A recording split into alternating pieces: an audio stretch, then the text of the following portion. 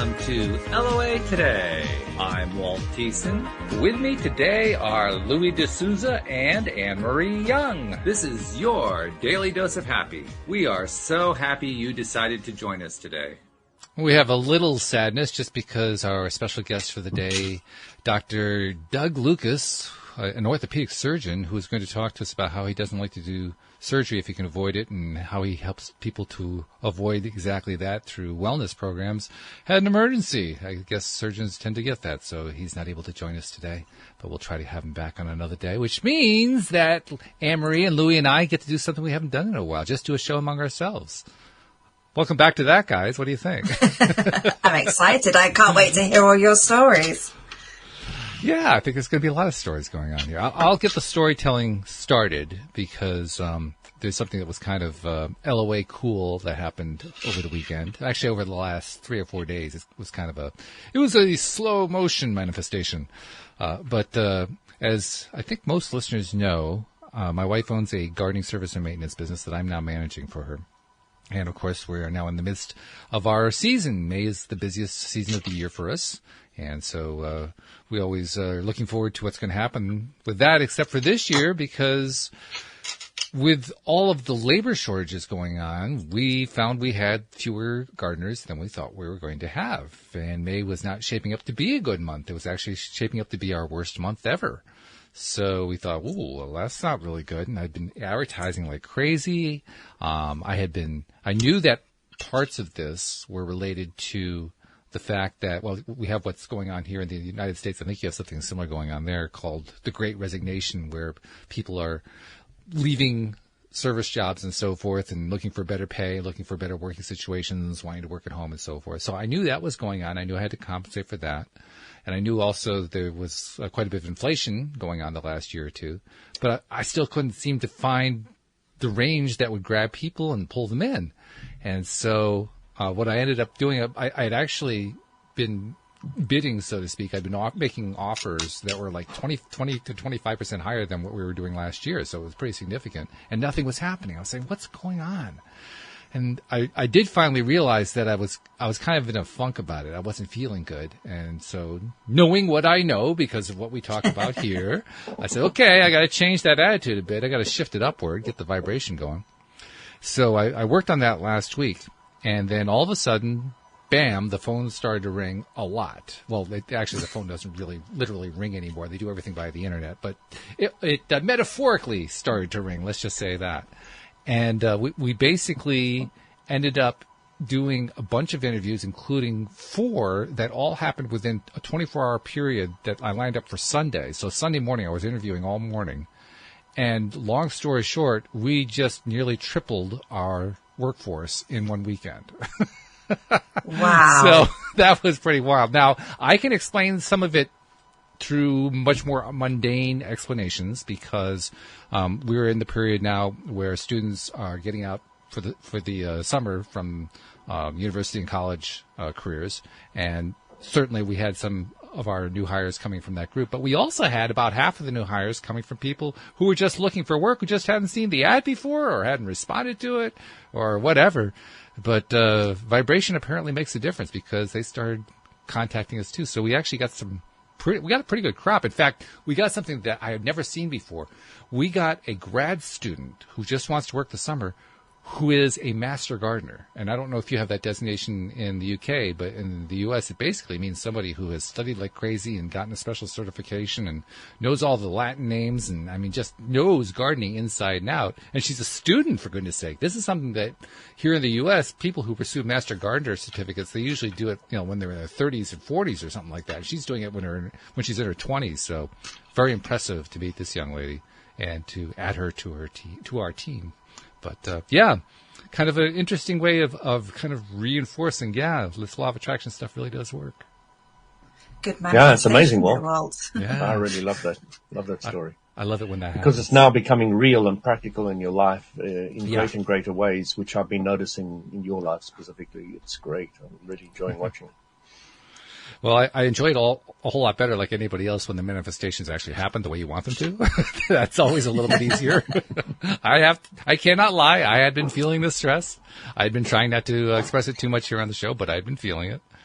But, well, this is interesting, actually, because now that all of a sudden I've got all these people coming on board, well, first of all, I have to tool them up, so to speak. We provide gardening tools to all of our employees.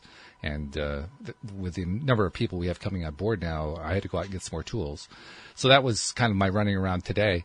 But also, there's also a bit of a potential for stress, and it depends on what kind of mindset you go into it with. But I had been experiencing it and kind of reminding myself, how are you going to think about this? How are you going to focus on this?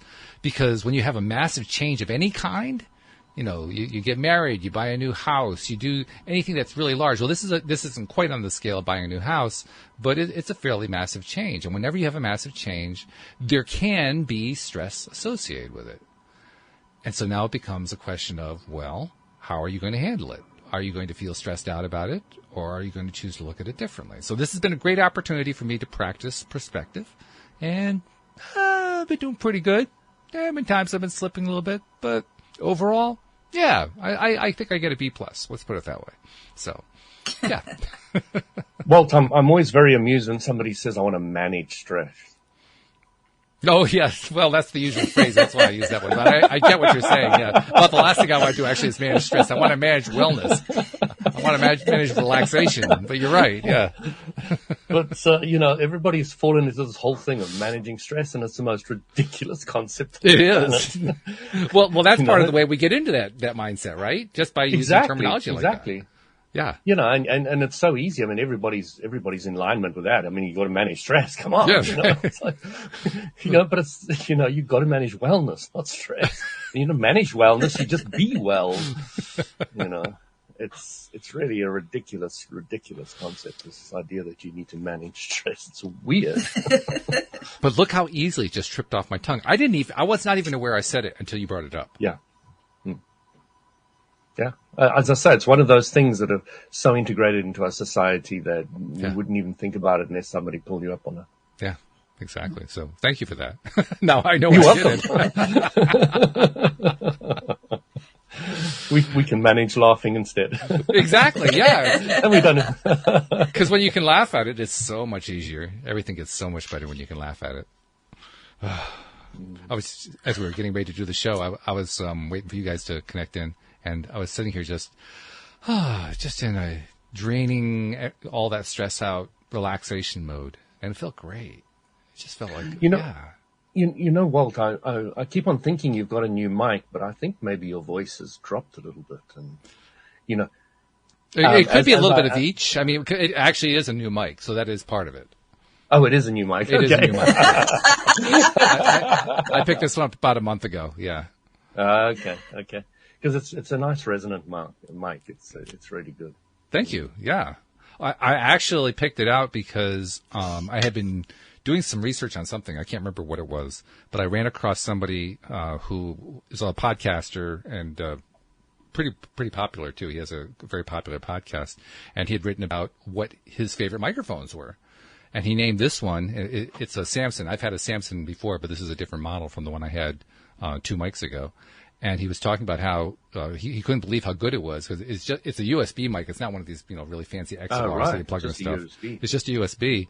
And he said it was the best USB he'd ever heard. And I thought, well, that's kind of interesting. So I found a YouTube video I found 2 YouTube videos. I found one that compared it to the old Samson I had many years ago, and I found another one that compared it to the Fifine that I've been using all this time. And they in both of them, they were talking into both mics. You could hear what the difference was. And when I heard this one, I said, dang, that one sounds good. So I said, okay, got to have one. And so apparently I was right. Thank you very much. You just confirmed it for me. The reason why I bring it up is because often when I do the energy work and I relax, I get the relief and release in the body, my voice goes an octave or 2 deeper. And it's very, very common that happens. And I have been noticing my voice is, I don't know if it's deeper. Maybe it is. It's hard. It's hard to hear your own voice, right? But it feels a little bit huskier, if you know what I mean. Mm-hmm. Yeah. And I'm not sure what to attribute it to, but maybe that's what it is. I do enjoy that sexy husky voice. Does that mean if I carry on my female version? What was that, Anne-Marie? I was going to say, does that mean if I continue on this, I'm going to get a better singing voice or something?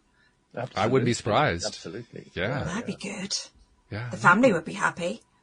I mean, I love the way you said that. Yeah, I still haven't perfected the family wants me to sing out loud in front of the theater. It kind of reminds me of the old joke about the guy who got injured and asked the surgeon if he'd be able to still be able to play the violin afterward. And the surgeon says yes. He says, good, because I never was able to play before. I mean, it sounds like the same kind of thing.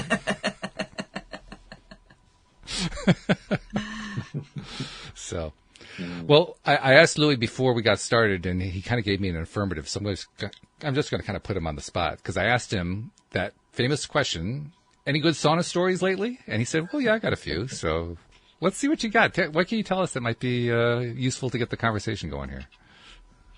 Oh, I'm trying to think.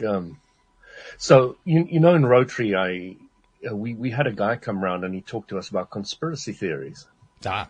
And, you know, there's a huge amount of evidence. That there are Let's say just conspiracy theories? 9/11, for example, is one of the things he brought up. A lot of evidence of real weird and wonderful things, like this one building that fell down that had nothing to do with any of the others, and, you know, all the rest of it. So the Building 7 theory, I know that one, yes. Yeah. So you're going into the sauna and suddenly they're talking about conspiracy theories. So we had a really nice conversation on that, and I was just thinking, wow, law of attraction, very much law of attraction. Doesn't that fall into the category of being careful what it is you wish for? I mean, that's kind of the way I would see it. And the conversation varied all the way from terrorism to the virus to conspiracy theories to this is a cheery just chat. One of those ones that, you know, wasn't particularly enlightening on the whole, and but it was very, very interesting because people have strong opinions. Oh yes. Yeah. And it's really great because, you know, when somebody's got a strong opinion, I like, I've got a hook up with something to play with now. We always knew you had a different perspective on life. That comes out right there, yeah. So, trying to think of some of the incredible stories I've had recently. It'll come to me, but this is kind of like I've still got to write this book. That's why I enjoy these podcasts, because I can use them to refer back to later on all these stories in the sauna. But, well, this is also like the 12-year-old who's put on the spot because he just finished his 6th year of piano lessons, and he's told, okay, now perform for the entire family. I'm like, perform what? I don't know what to play. Well, it's usually fairly easy for me, but I didn't have specifically good ones, you know, like some of the brilliant stories I've had at the moment. I've been focused more. This is interesting. I've been very focused on just using the health club to get in a really good exercise and detox and all the rest of it. And, you know, you go into the quiet room and literally nobody's there, and I can sit there and I can do my chanting aloud and nobody can hear me and all the rest of it. And, you know, it's just great because the sun's been out and you're lying there tanning in the sun, and it's just really gorgeous next to the jacuzzi. And, you know, it's a really nice place. They're building an external swimming pool there because you've got 2 internals and they're going to build an external as well. Plus you've got about like 6 saunas and 4 steam rooms and, you know, all the rest of it, and 3 jacuzzis. So, you know, it's a health club. So you've got tennis courts and gym and everything else. So it sounds like quite a club, actually. I mean, there's a lot of facilities. It's an incredible club, you know, very, very social as well, which is what I love about it. You know, I remember the other clubs that I've been to in the area, just for contrast, sitting in the sauna, and the best conversation was talking about EastEnders, which is a local soap, which is as boring as hell. We will not talk about EastEnders, that's for sure. No, please. So depressing. You know what I loved about, say, Dallas? You know, you've got the rich and powerful and beautiful people running around, and then you get EastEnders. It's just like dregs of humanity wandering around, and you're like, how did they manage to make are so proud of that. I just don't know. I can understand how America can make it out of the bold and beautiful and all those kind of characters, but Isn't there been a judginess going on here? I mean, Yeah, just a little bit. Just a little bit, yeah. But I think I'm very opinionated on that one. EastEnders just makes you feel better you about should your listen own to life. one of those EastEnders episodes, Walt. You'll see what I mean. It's just one of the many of them. Pick anyone. Well, I don't know. From what you and Anne-Marie are saying, I'm not sure I want to listen to any of them. No. Anne-Marie's no. No. So how many years has it been running, Anne-Marie? Oh my goodness. Before you were born? No, I wish. No. It must be a good 40 years, 35, 40 years. I'm going to Google. 40 years of the dregs going on in the UK. Yeah. I presume there must be something that's appealing about it. Otherwise, people wouldn't keep watching. Yeah. Social drama, it's just drama. No, that usually works. People, yeah. Wow, 1985. Oh. Never mind. Let's change the subject swiftly. I have to say, this is really fascinating. I can't remember the last time we had a conversation where Louis definitely did not want to talk about the topic. This is really different. Yeah, no, EastEnders, well, it's interesting, even though I really don't like it. I haven't drawn it to me. I mean, I haven't seen an episode. I haven't heard anybody talk about an episode. It's just the contrast I have in my life that I'm aware of. But, I would have thought from a law of attraction point of view, I would have, maybe drawn an episode to me or somebody talking about it, but no, nothing. So there can't be too much focus on it. Let's put it that way. Because I'm really aware these days. Let's say I'm gaming at the moment. So, you're four people on one team and you're four people on another.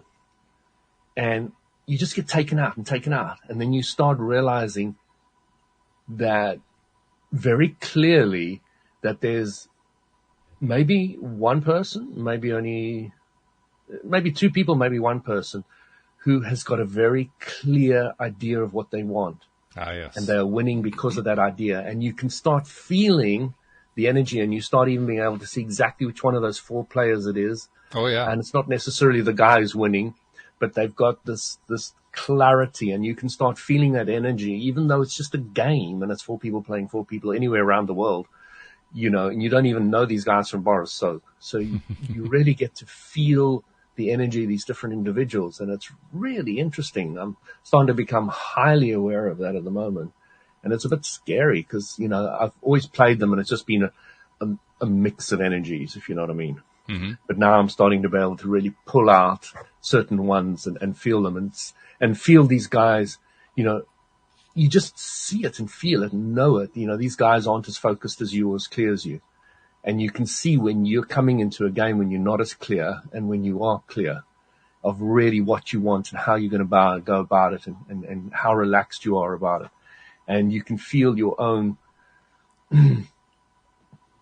There's a book I've read recently, The Name of the Wind by Patrick Rufus.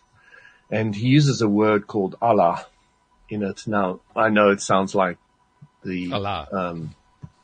The God, but it's not. It's really talking about source energy, Okay. which is similar to God, Sure, which is, yeah. et cetera, et cetera. So, but he talks about breaking your Allah up into different,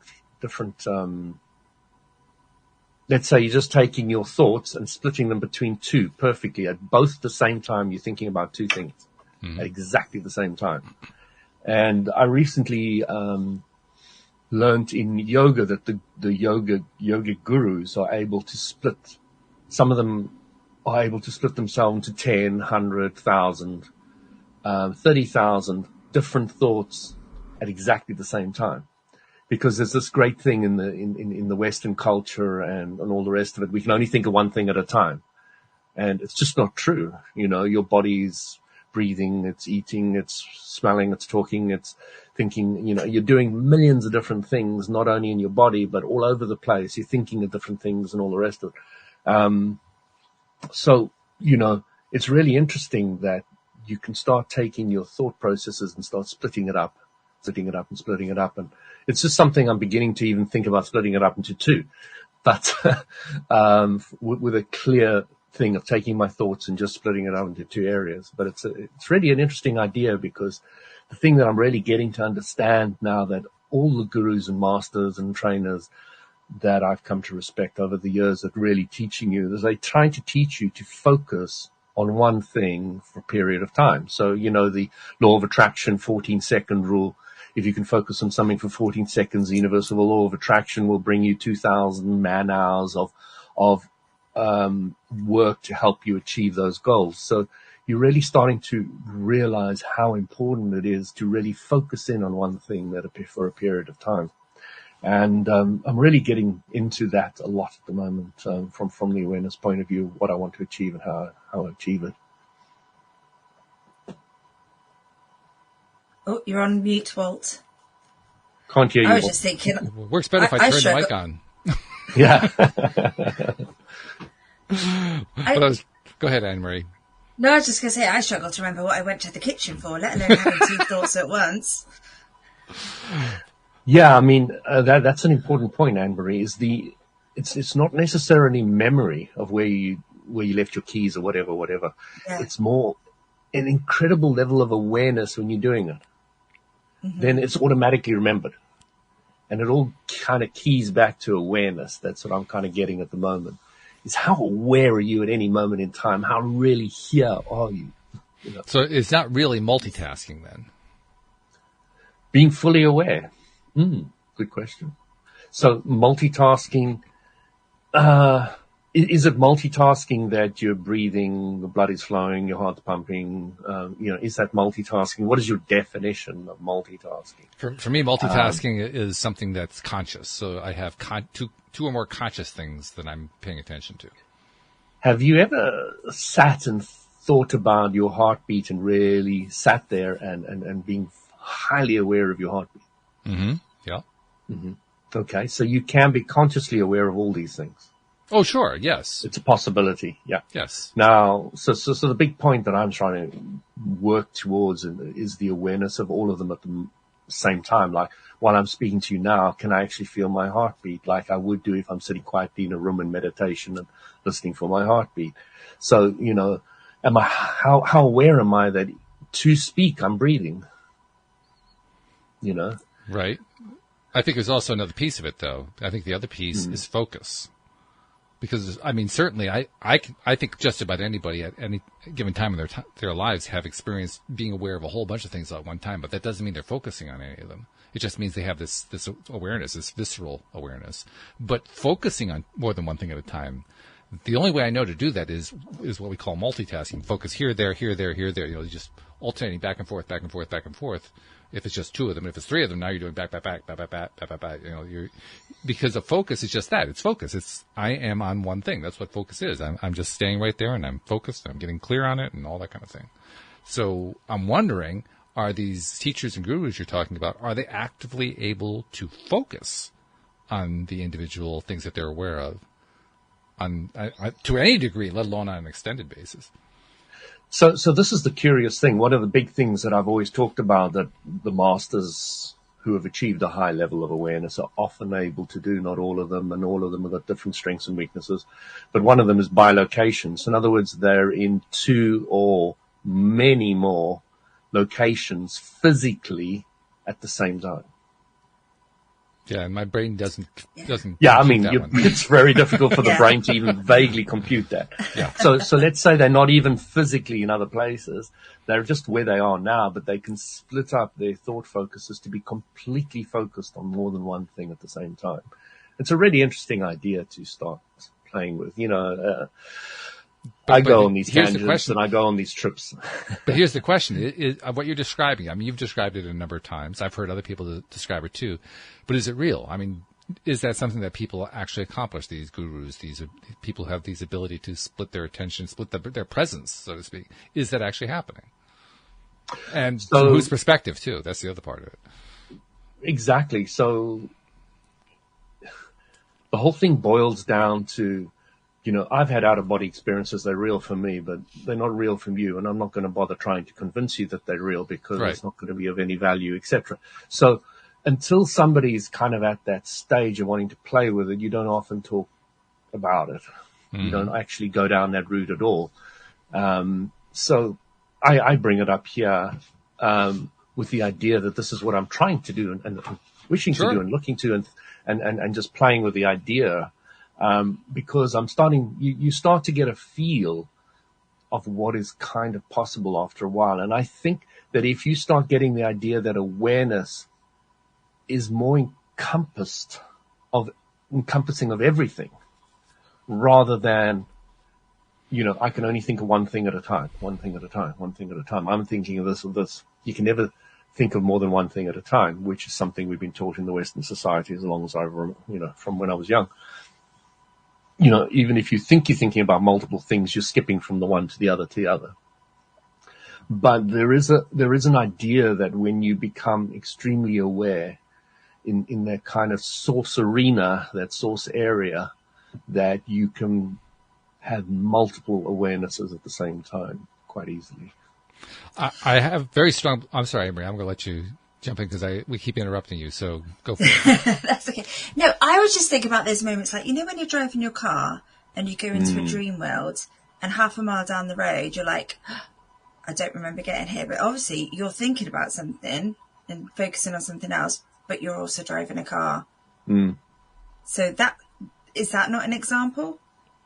I think it is, and I think that all those spiritual experiences people have when they meditate, etc., and the nirvana and all those things, that you start touching the different worlds. My outer body experiences, I know I'm still have a physical body. I know that I'm also in the outer body, and etc. So you start realizing that there are dimensions after dimensions that you can be aware, and then I think you get to the stage. This is what I'm kind of understanding, is that you can get to the stage where you can control both at the same time, and if not more. So again, the thought that it goes through my mind, and I think it's actually a thought also going through my brain. I think that's a key portion of what I'm thinking about here.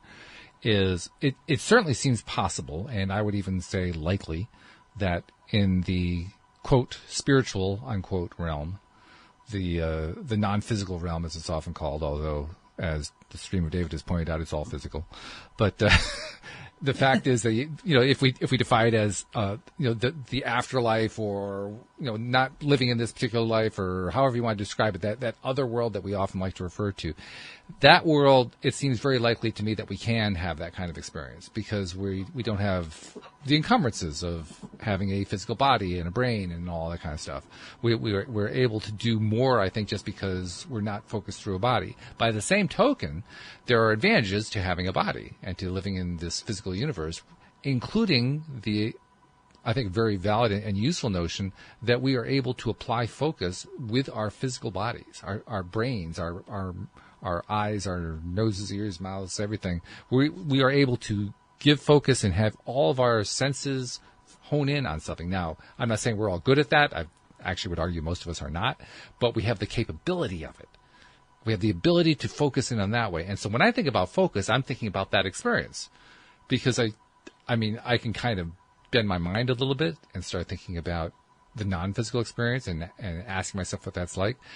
But every time I think about focus, I find myself right back into the physical experience. So it's kind of like a logical extension that the moment I'm thinking about this idea of being in two places at one time and focusing on those two places at the same time, I'm applying physical ability to focus to that situation. And I'm pretty sure that's not really what they have in mind. But nevertheless, that's what I end up doing. And so I keep asking myself, okay, you have a guru person who is in this place, in place A, and he's also in place B, and there are people in both places who can say, yep, he's here right now. So from the perspective of that guru, where is his physical focus going on? And I can't answer the question.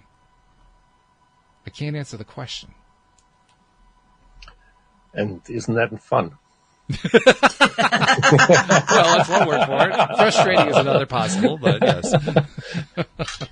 So when you look at it, Walt, what are you analyzing it with? You're analyzing it with your mind. Yes. Okay. Yes. And the mind is extremely limited. So when you get to the universal mind, you're now starting to realize that the universal mind is nothing like the mind that we've come to know, which is the mind that is playing with this physical time-space reality. There's another dimension to it that is really, really interesting that we start tapping into. And these are the things that absolutely fascinate me. I'll spend hours and hours.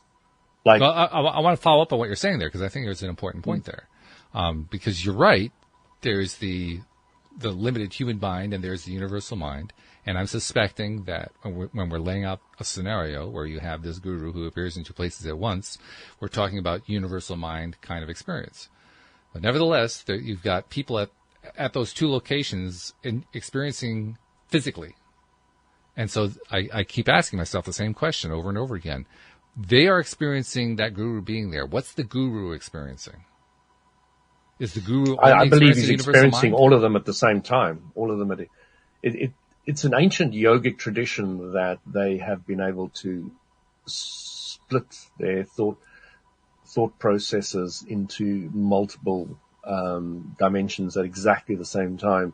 And it is a training and a process that they actually do, but very few achieve it. Yeah. But let me finish. There are some that have. Let me finish though. There was more to my question. Yeah. Because I was asking, yes, what is the guru experiencing? But not just what is the guru experiencing, what is the guru experiencing physically? In other words, has he basically stopped his physical awareness so he can do this universal awareness thing? Or is he in some way tying into the physicality of each one of those bodies and experiencing physically there? Because we've already identified how the physical side is where we get limited. So I'm wondering, well, if that's true, then I'm imagining that if you're experiencing physicality, you are dealing with the limits of physicality, because that's what physicality is about. It's experiencing those limits. So I'm wondering, what's he experiencing? So there's numerous ways of looking at it. Well, one is that, let's take Milarepa for an example. Okay. Famous Tibetan monk. It's completely the wrong words, because he didn't like the idea of being a monk at all. He just went off on his own Good for trip. him. And I'll give you a brief recap, because I know I've vaguely brought in Milarepa once before. He was brought up in a lovely family, and dad died, and because the woman don't have any rights in there, because it was just mother and son, they ripped away all their property and all the rest of it and kicked them out and left them on the streets. So Wow. The mother brought up their son to hate the uncles and blah, blah, blah, blah, blah. Who took it away, and she sent him off to study the occult, and he happened to be exceptionally good at it. Mm-hmm. So he came back and brought locusts and storms and all the rest of it and literally killed people. Wow. And he was exceptionally good at it. So he decided he didn't want to do all this, long story short. And he sought out a master, and this master wasn't interested in taking him on at all and refused him again and again and again. And Milarepa was really upset about all this. And eventually he said, well, if you build me, like a tower here, a stone tower, then, I'll consider you. So he goes there and he labors and labors for a year, and he gets a stone tower up. And then the master says to him, no, I want it 3 inches over to that way. Break the whole thing down and move it. And he does it, and there's this whole scenario about his wife the master's wife taking pity on him, and the relationships and all the other stuff that goes on in the background. But then when he's finished moving it 3 inches to the left, he has to move it 3 inches back to the right. Of course, Of course, And that structure is still around today, by the way. The Milarepa's structure that he made, the remnants of it.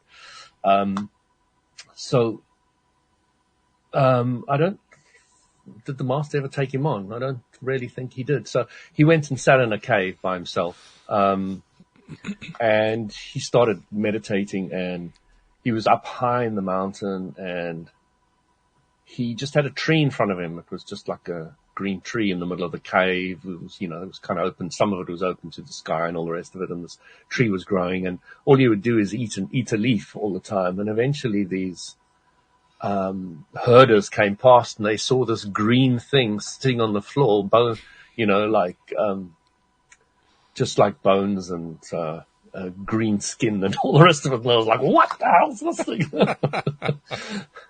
And because he was just eating the leaf of the tree, and the animals would come and lie on him and keep him warm and all the rest of it. It was just an incredible story, the things that he could do at the end of it. But the reason I bring it up is at the end of his life, he was with a whole bunch of his students, which, people started following him and all the rest of it. And, did he make the little towers? No, I'm sorry, that's a diversion. no. I read a book written by one of his students, but they were saying that when he died, flowers fell out of the sky. Okay. What can you say about that? But every student that he saw, every one of his more advanced students, who had gained a certain level of awareness, all said that Milarepa was with them when he died. So each one, and he was all in different circumstances, but, he was an incredible individual if you start looking up the life of Milarepa. Absolutely incredible. And so that's just one of the numerous examples. There's guys today who can easily bilocate all over the place that I've read and studied about. Bilocate means be in two places at once, at least, by. So this is one of the abilities. So when you start looking at it in one way, you can say it can be perceived as physical, but it's not necessarily physical.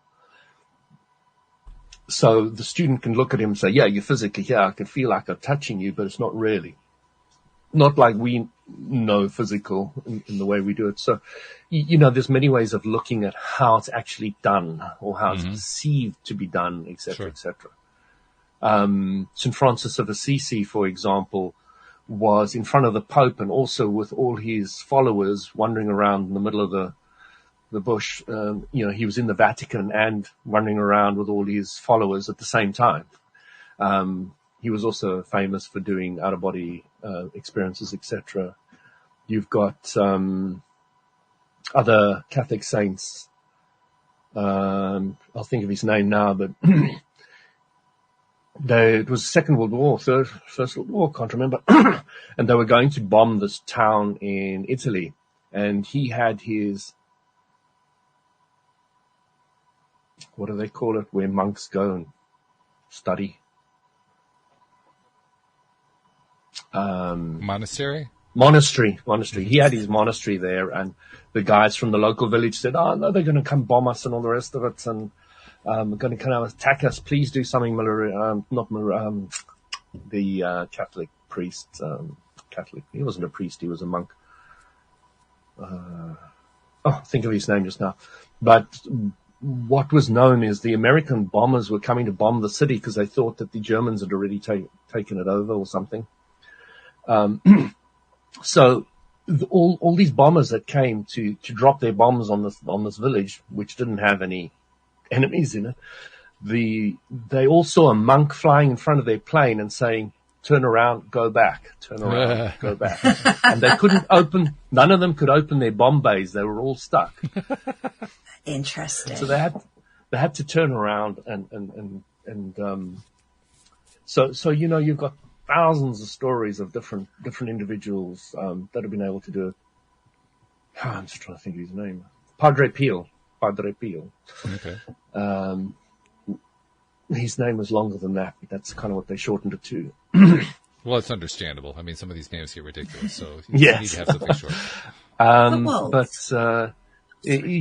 There are some incredible stories, and my sister had a little book on Catholic saints when she was young, and she was reading through them, and she was like, wow, this is incredible. And, there were some really incredible individuals. I mean, we're thinking about Mother Teresa now and things like that, but there's some individuals that have been absolutely mind-blowing out there. And of course, I've been brought up in a diet of this because I've been fascinated with all these incredible individuals in my life. Yeah. So, I've read about loads and loads of them, although still more popping up every day. But they're more recent ones. There's a lot of people who can do it today. Lots of people who can do it in many different ways. Well, Walt, you had somebody who on the show. Was it Master Lama? Yeah. I can't remember his name. He was on with you, Bridget. He spoke about it, didn't he? Mm-hmm. He did. Yeah. And I remember asking him I don't remember exactly what he said, but I remember asking him what it was like from his perspective. And I didn't get a straight answer out of him. No. We need to get him back. Yeah, that was really interesting. I quite enjoyed having the chat with him. He was really interesting. So I guess I have to say, I'm still interested. I still want to know what it's like from the perspective of the person who's, for lack of a better word, splitting his personality, splitting his location. You see, the only way I think you'll ever know, Walt, is when you start doing it yourself. I suppose, yeah. Although if other people have done it, I would think there'd be a way to describe it. You know, the big thing about spiritual experiences is the laws of the worlds. That's the way I'm going to put it. The laws of the worlds. So let's just paint a picture of different worlds. So you got the physical, astral, causal, mental, etheric, and soul. Okay. So just imagine that each one of those has got less and less and less messed. And I'll define messed as matter, energy, space, and time. Okay. So the astral, let's say if you're in the astral body, you've gone to sleep, you leave your physical body, you're in the astral realm now. You can go through the physical material. I can walk through a physical wall, but I can't walk through an astral wall, a wall made out of astral material. Okay. But if I go into the causal, I can go through the astral and the physical. If I go into the mental, I can go through the astral, causal, and physical. And if I go through soul is beyond matter, energy, space, and time. So you can literally be anywhere and everywhere at exactly the same time. So those are the kind of concepts you need to start working in. So when you have a spiritual experience, you're often going to a place where there's no mess. And to take a world that has got no matter, energy, space, and time and bring it into a world of matter, energy, space, and time and talk about it, it is incredibly difficult because the laws are different. There's a lack of them from the soul perspective. There's no laws there. It's so what you're talking about is a lack of vocabulary, essentially. Yeah. And so when you find these spiritual people who come back and try to talk about the spiritual experience struggling with it, it's very understandable. Sure. Yeah. And I get that. I mean, you don't have to go through that kind of experience to have trouble explaining stuff, because we've experienced that numerous times here on the podcast on a variety of topics. And in every case, it was always something where there was not a whole lot of verbiage already created. And so we found ourselves having to create new verbiage, and that takes effort. It takes some consideration. What kind of metaphor can I come up with to describe it? What language can I use? Because that's what language is metaphor. What language can I use to describe this thing that I don't have language for? And that is a challenge. I mean, it's a huge challenge. But it's really a challenge. I've also come to the conclusion that it's a challenge that can be met. I always feel like it's a little bit of a cop-out when somebody says, I mean, I'm not blaming them or anything, but it's like, it's almost like they're saying, yeah, I could probably come up with it, but I'm so blown away by the experience, I'm not going to bother. And I can understand why they'd want to do that. Come on, Walt, you're so stupid you'd never understand it.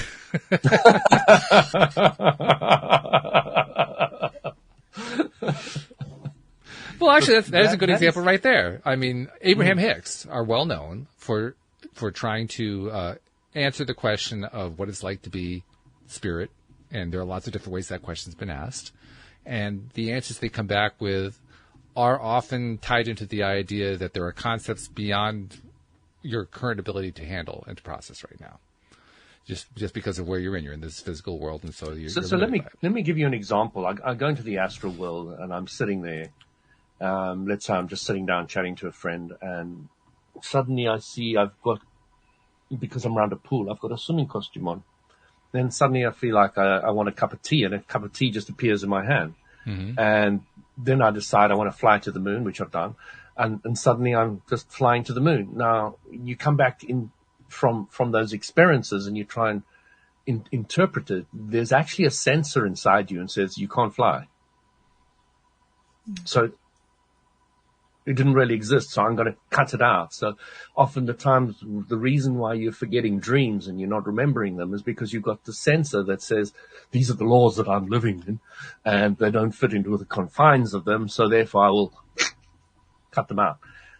So, it's really, really interesting, like a cup of tea appearing and disappearing out of your hand. It just doesn't happen.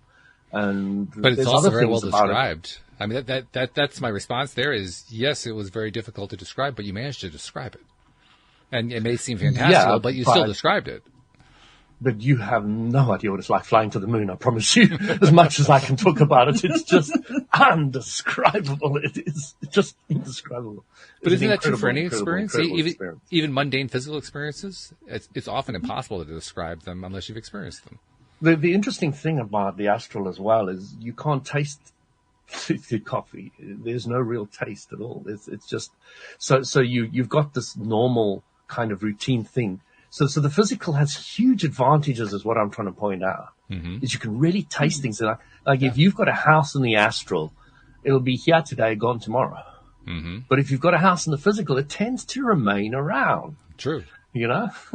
Which is cool. We don't really appreciate it. Abraham Hicks has talked about it endlessly, you know. Isn't it? Aren't you really, really happy you don't walk out your house and float upwards? You know, just, you know, isn't gravity great? It is. You know, and somebody else was saying to me, you know, gravity, you know, it's a magnet pulling you down. I said, it's not. Have you ever noticed that, we're drawn to the center of the earth, but we're not made of metal? Oh yeah.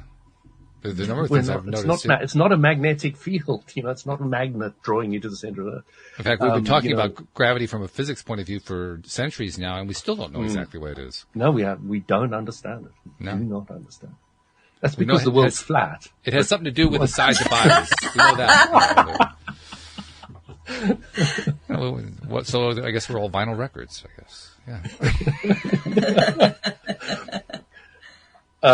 So yeah, I just love having these kind of conversations. They're very esoterical and out there, but they're fun. To start playing with the boundaries of what is plausible and possible, to me.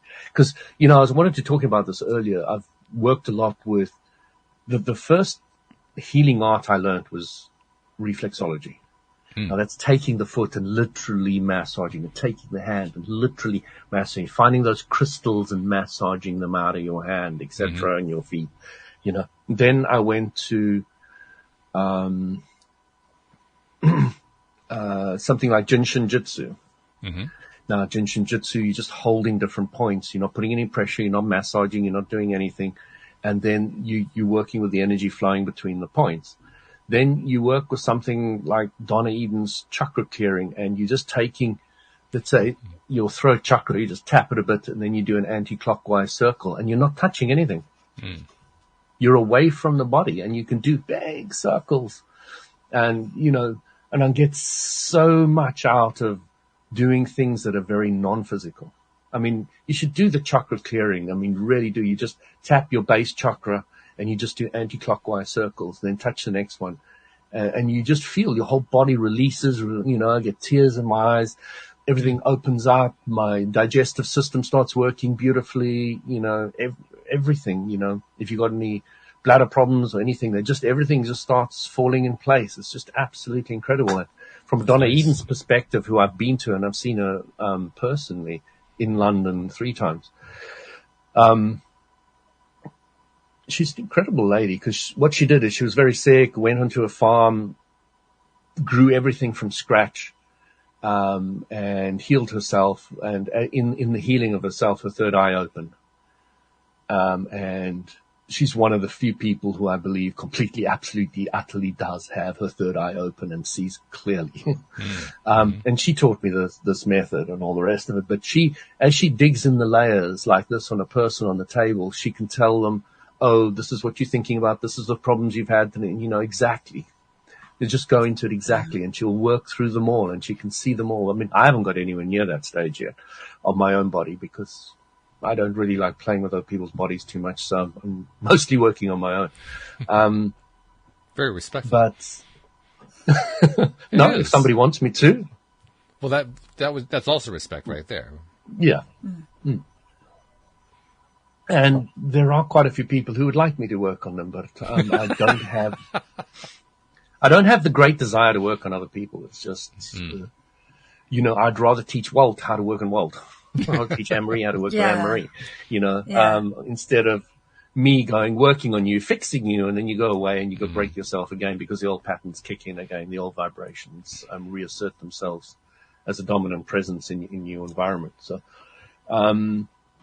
you really get the clarity of what memory is. What is memory? Memory is a thought you've thought often, which becomes an active vibration, which affects who and what you are. Mm-hmm. Okay. That's a good definition. So you've got these active vibrations that are sitting around the place, and when you become highly aware of that, you start just nullifying them. I'm not playing with that active vibration anymore. I'm not going to give it any energy, focus. Therefore, I'm not going to take a memory, which is something in the past, and I'm going to bring it into the present. I'm not going to do that anymore. That specific memory, I don't want to play with anymore, so I'm not going to activate it. From Abraham Hicks' perspective, they say nothing is ever destroyed. So you realize that all these memories that you got are never going to be destroyed, ever. Right. So don't even think about destroying them or whatever. You're just replacing the focus. Where you place your focus, you're now activating that vibration. And when you really get that, you can change your life massively, and it just changes everything. It's beautiful. It is beautiful. And I like the idea, the way you described it, of how the focus works. You described it quite eloquently, I think. Yeah. In that focus is where you're giving your attention and your energy and your beingness, I think perhaps is probably the way to say it. You are being in that spot. You kind of set the stage in your own Louis way, because you say, well, I don't want to go fix somebody else. I just want to help them to achieve what it is that they're trying to get to. I want to teach them how to do the thing that they're trying to do, which is laudable. I love that. That's one of the reasons I do a podcast. But by the same token, you could be doing it another way. You could be trying to be more invasive or whatever, and you're not doing that. It's because you've chosen this. This is the approach you like. This is the way you want to think about it. This is the way you want to approach stuff. And in doing it that way, it makes it easier for you to come to the conclusion you just came to. The conclusion that said, let's see, I'm not sure how I would rephrase it, but I probably shouldn't. It's probably better if I just leave it your way. But the way you were expressing it was about how it affects you and how you think about it and how you feel about it and how you focus on it and what it means to you and how you appreciate it. And to me, that's where all the power is. So that's what, I mean, I'm not sure what you were hoping we were taking away. That's what I was taking away. Like, wow, Louis is in on his thing. He has got it. He knows exactly where he wants to be. He knows how he wants to be, what he wants to be thinking about, how he wants to think about it. And in the process of doing that, he's exploring all these aspects of himself, both physical and non-physical, and enjoying every minute of it. It's like, yeah, that's optimal. And I haven't gone out there and done anything amazing and crazy. I'm still married, still got kids, still doing the normal stuff, but in the mix of all that, I'm very much happy about finding my own universe and living in it and all the rest of it. So I've come very clear to the understanding that I don't have to change the environment that I'm in to be able to be happy. Yeah. You know, I can just be happy. Then maybe the environment will change or not. I think it ultimately does when you really are ready for it to. I mean, that's what I experienced with the gardeners that all showed up at one time. They were all ready to show up. You know, like you were talking about, no vibration ever really stops. The vibration was out there. It's just that I became in alignment is the phrase we like to use, right? I've never totally realized what that meant, but it sounds good, so I go with it. But I became more in alignment with them coming into my life, and bam, they did. Fast. It was scary how fast it happened. It was within hours. All of a sudden, bam, here's another one, here's another one, here's another one, here's another one. So let me see if I can massage the in alignment for you very clearly. Okay. So what it is you have a desire, but you have a resistance to desire. I want a red car, but I haven't got enough money, blah, blah, blah, blah, blah, blah. So once all that resistance is gone, you're in alignment with what you want. Therefore, it cannot not manifest. Yeah. And that's the way I understand it as well. And that's very much step 3 of Abraham Hicks. Yeah. The thing that for me, alignment is more meaningful is when I look at in the physical world. So, for instance, if you have two, you used the word magnets before, so I'll draw magnets. If you have two magnets that are working together and they're in total alignment with each other, they actually enhance each other. But if you have them in any way in opposition to each other, I mean, everybody's done that, right? You hold two magnets that are in opposition, you try to push them together, and they go off in all kinds of weird directions. You can just feel it, and that's out of alignment. So it becomes much more clear what alignment is when you're dealing with it in a physical sense. That's why I say I'm not really 100% sure what it is in a spiritual sense, because my clarity in this world is more in the physical. Not that I don't have any in the other, it's just that that's where it is, because that's what the focus is. The focus is on the house staying there, and so it continues to stay there. It doesn't disappear 30 seconds later. And if you think about it, you really are waking up expecting your house still to be over your head in the next morning. Yeah. You don't even. It's such a natural part. Yes. Of who and what you are, and then you understand why you don't get the newer, bigger house, because you're still expecting that existing one to be there tomorrow. You're not expecting the new one to be there. So you really have to learn how to shift that focus to bring in new realities into your life. That's the challenge. Yeah. Shifting away from what we've been doing all along. That's the challenge. Yeah. But isn't it fun fun you become practicing? Very aware of how it works. What was that, Anne-Marie? I was just say, isn't it fun practicing it though? It is. With little things and building up. Well, sometimes it is. There are times when I really don't want to have to practice. Like, oh God, do I have to do this again? Why didn't the thing just start? Why didn't it just show up? But you're right. There are a lot of times where it's fun. I'm really enjoying still playing with the whole soil thing, and I could go into that for a whole podcast. But just briefly, I did this piece of lawn. 6 months later, there's a bird feed on top of the tree, and I did the lawn below the tree. Now, and the bird feed is still full, but the birds aren't going to the bird feeder. They're all going to my lawn and eating all the little creepy crawlies.